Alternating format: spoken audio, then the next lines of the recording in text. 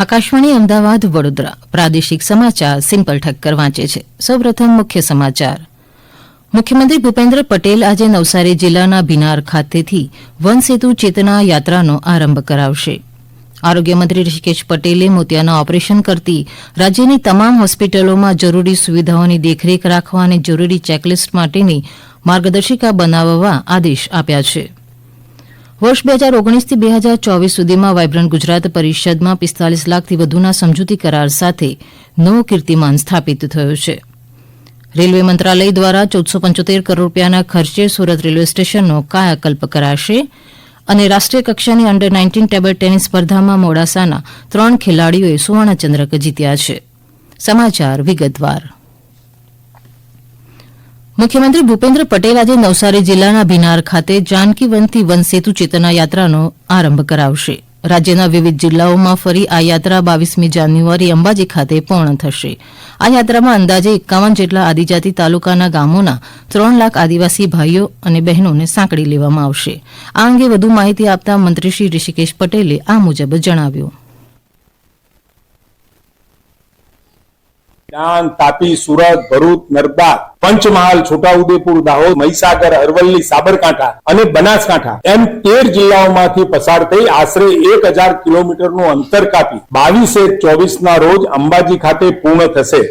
One સેતુ ચેતના યાત્રા એ આદિવાસીઓના આગામી વિકાસ માટે, એમની જાગૃતિ માટે આ ચેતના યાત્રા ખૂબ મોટો ભાગ ભજવવાની છે.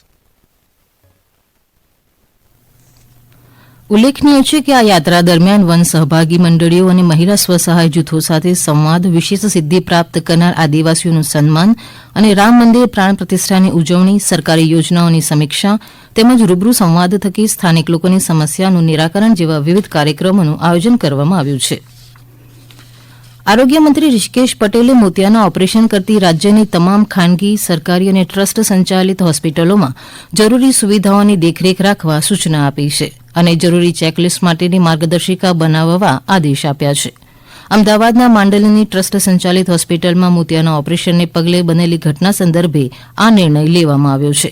આરોગ્યમંત્રી ઋષિકેશ પટેલે ગઈકાલે અમદાવાદની MNJ આંખની હોસ્પિટલમાં દાખલ અસરગ્રસ્ત તમામ દર્દીઓની રૂબરૂ મુલાકાત લઈ ખબર અંતર પૂછ્યા હતા. પત્રકારો સાથેની વાતચીતમાં મંત્રી ઋષિકેશ પટેલે જણાવ્યું કે માંડલમાં બનેલ આ ઘટનાની સચોટ અને નિષ્પક્ષ તપાસ માટે 9 નિષ્ણાંત તબીબોની કમિટી બનાવવામાં આવી છે. આ કમિટીના સભ્યોએ સ્થળ ઉપર જઈને ઘટનાની ઊંડાણપૂર્વક તપાસ હાથ ધરી છે. મંત્રીશ્રીએ જણાવ્યું કે કમિટીના રિપોર્ટમાં હોસ્પિટલની બેદરકારી જણાશે તો કડકમાં કડક કાર્યવાહી કરાશે. હાલ માંડલની રામાનંદ હોસ્પિટલમાં મોતિયાના ઓપરેશન બંધ કરવા કડક સૂચના અપાઈ છે. વર્ષ 2019 થી 2024 સુધીમાં વાયબ્રન્ટ ગુજરાત પરિષદમાં 45 લાખથી વધુના સમજૂતી કરાર સાથે નવો કીર્તિમાન સ્થાપિત થયો છે. તાજેતરમાં પૂર્ણ થયેલી વાયબ્રન્ટ ગુજરાત ગ્લોબલ સમિટ અંગે માહિતી આપતા મંત્રી શ્રી ઋષિકેશ પટેલે જણાવ્યું કે આ પરિષદમાં 41,299 પ્રોજેક્ટમાં 63.33 લાખ કરોડના રોકાણ માટેના સમજૂતી કરાર થયા છે. ગુજરાતમાં 135થી વધુ વિદેશી કંપનીઓ કાર્યરત છે. આ સમિટના 10મા સંસ્કરણમાં 140થી વધુ દેશોના 61,000થી વધુ પ્રતિનિધિઓએ ભાગ લીધો હતો. દેશના સૌથી મોટા ટ્રેડ શોની 3 લાખ જેટલા લોકોએ મુલાકાત લીધી હતી. રેલવે મંત્રાલય દ્વારા 1475 કરોડ રૂપિયાના ખર્ચે સુરત રેલવે સ્ટેશનનો કાયાકલ્પ કરાશે. આ ઉપરાંત રાજ્યના અન્ય 87 સ્ટેશનોમાં પણ આધુનિકીકરણ કરવામાં આવશે. આ અંગે વધુ માહિતી આપતા પશ્ચિમ રેલવેના મુખ્ય જનસંપર્ક અધિકારી સુમિત ઠાકુરે જણાવ્યું હતું કે સુરત રેલવે સ્ટેશનને મલ્ટી મોડેલ ટ્રાન્સપોર્ટ હબમાં અપગ્રેડ કરવામાં આવી રહ્યું છે. પ્રથમ તબક્કામાં 980 કરોડના વિકાસ કામો હાથ ધરવામાં આવશે. રેલવે દ્વારા 2027 સુધીમાં સુરત સ્ટેશનની કામગીરી પૂર્ણ કરવાનો લક્ષ્યાંક રાખવામાં આવ્યો છે. સમગ્ર સ્ટેશન સંકુલ આંતરરાષ્ટ્રીય સ્તરના વેપાર કેન્દ્રની સમકક્ષ બનશે. આ સમાચાર આપ આકાશવાણીના અમદાવાદ વડોદરા કેન્દ્ર પરથી સાંભળી રહ્યા છો. વધુ સમાચાર આપ અમારી વેબસાઇટ newsonair.gv.in/ગુજરાતી પર વાંચી શકશો. રાજ્યભરમાં સ્વચ્છતા અભિયાન અંતર્ગત તમામ નાના મોટા ધર્મસ્થાનો પર સફાઈ ઝુંબેશના ભાગરૂપે કાર્યક્રમો યોજાઈ રહ્યા છે. અમારા ગોધરા જિલ્લાના પ્રતિનિધિ વિપુલ પુરોહિતના જણાવ્યા અનુસાર પંચમહાલ જિલ્લામાં આજે સવારે 10 વાગે સ્વચ્છતા ત્યાં પ્રભુતા અંતર્ગત પવિત્ર યાત્રાધામ પાવાગઢ ખાતે જિલ્લા કક્ષાનો સ્વચ્છતા કાર્યક્રમ યોજાશે. અમારા તાપી જિલ્લાના પ્રતિનિધિ નીરવ કંસારાના જણાવ્યા અનુસાર ઉચ્છલ તાલુકાના માણેકપુર ગામે હનુમાન મંદિર પાસે, કુકરમુંડા તાલુકાના મટાવલ ગામે ભાથુજી મહારાજના મંદિરની આસપાસ, વાલોડ તાલુકાના ઇન્મા ગામે હનુમાન દાદાના મંદિરે, નિઝર તાલુકાના બોરદા ગામે ભાથુજી મહારાજના મંદિરે, વ્યારા તાલુકાના ખુશાલપુરા ગામ સહિત જિલ્લાના વિવિધ ધાર્મિક સ્થળોએ ગ્રામજનોના સહયોગથી સામૂહિક સાફ સફાઈ હાથ ધરવામાં આવી હતી.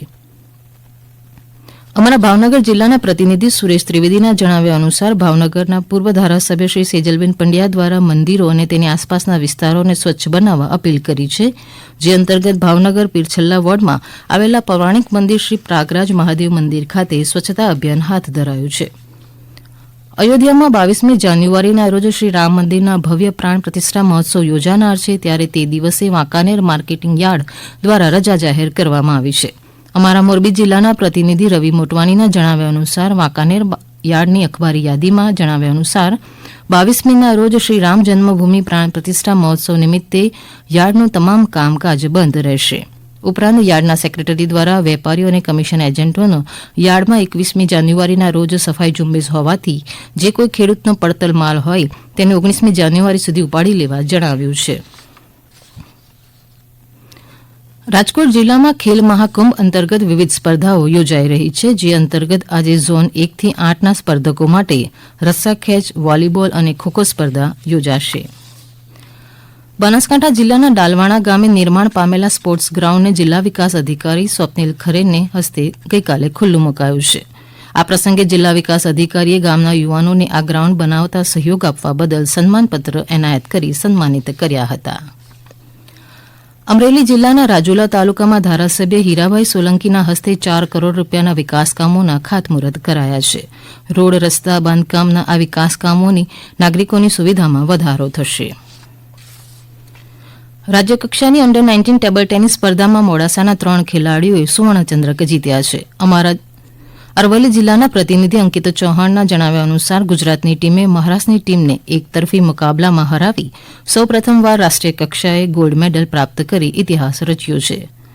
અરવલ્લી જિલ્લાના જન્મય પટેલ, અરમાન શેખ અને હર્ષવર્ધન પટેલે ટેબલ ટેનિસ સ્પર્ધામાં ગોલ્ડ મેડલ મેળવનાર 3માંથી 2 ખેલાડીઓ જન્મય જય પટેલ અને અરમાન શેખ આગામી દિવસોમાં દોહા ખાતે યોજાનાર આંતરરાષ્ટ્રીય કક્ષાની ટેબલ ટેનિસ સ્પર્ધામાં ભાગ લેશે. આ રમતવીરોને ફ્રાન્સના કોચ જુલિયન અને સેન્ડ્રિક જોડે તાલીમ આપી રહ્યા છે. ગુજરાત રાજ્ય લલિત કલા અકાદમી દ્વારા ગુજરાત રાજ્યની વિવિધ કલા સંસ્થામાં અભ્યાસ કરતા વિદ્યાર્થીઓ તથા ધોરણ 1 થી 10માં અભ્યાસ કરતા શાળાના વિદ્યાર્થીઓ માટે 64મી રાજ્ય કલા સ્પર્ધાનું આયોજન કરવામાં આવ્યું છે. આ સ્પર્ધામાં ભાગ લેવા ઇચ્છુક રાજ્યના કલાકારો, કલા સંસ્થાઓમાં અભ્યાસ કરતા વિદ્યાર્થીઓ તથા શાળામાં અભ્યાસ કરતા વિદ્યાર્થીઓએ લલિત કલા અકાદમીની વેબસાઇટ પર આગામી તારીખ 21મી જાન્યુઆરીથી 31મી જાન્યુઆરી દરમિયાન કલાકૃતિના ફોટા તથા જરૂરી વિગત સાથે અરજીપત્ર ભરી ઓનલાઈન સબમિટ કરવાનું રહેશે. રાજ્યના બાળકોને લલિત કલામાં પ્રોત્સાહન મળે તથા તેમનો ઉત્સાહ વધે તેમજ કલા પ્રત્યે રૂચિ કેળવાય તેવા ઉદ્દેશ્યથી આ રાજ્ય કલા સ્પર્ધાનું આયોજન કરવામાં આવ્યું છે. ગાંધીધામ કામયાક એક્સપ્રેસ અને ગુવાહાટી એક્સપ્રેસ ટ્રેનો આંશિક રીતે ડાયવર્ટ કરાયેલા રૂટથી ચાલશે. 20મી જાન્યુઆરીએ ગાંધીધામથી ચાલતી ટ્રેન ગાંધીધામ કામયાક એક્સપ્રેસ લખનૌમાં બેલ્હાદેવી ધામ, પ્રતાપગઢ, વારાણસી થઈને આંશિક રીતે બદલાયેલા રૂટ પર દોડશે.